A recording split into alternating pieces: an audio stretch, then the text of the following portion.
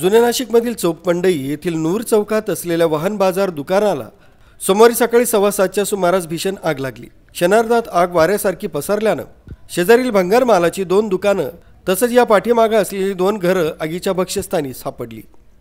अग्निशमन दलाच्या सुमारे 20 जवानांनी 9 बंबाच्या सहाय्याने शर्थीचे प्रयत्न करत तासाभरात आगीवर नियंत्रण मिळवले। त्यामुळे मोठा अनर्थ टळला। या दुर्घटनेत सुदैवाने जीवितहानी टळली असली तरी लाखोंच्या घरात आर्थिक नुकसान झाले। Wasim Shaikh, news today, Nashik.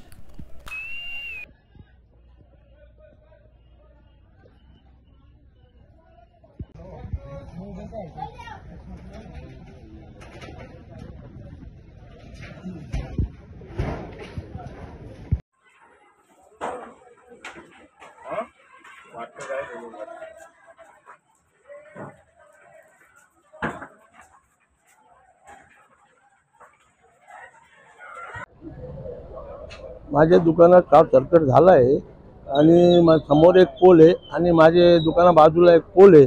त्या पोलवरून शॉर्ट सर्किट होऊन माझे कमीत कमी 50-60 गाड्याच्या वर जळाले।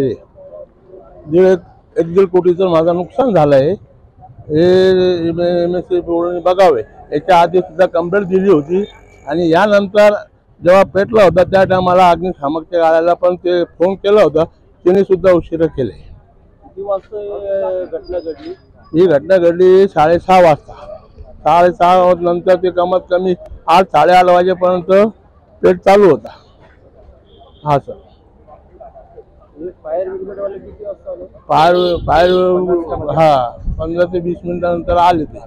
हो, आणि त्याच्यामध्ये असं हे झालेले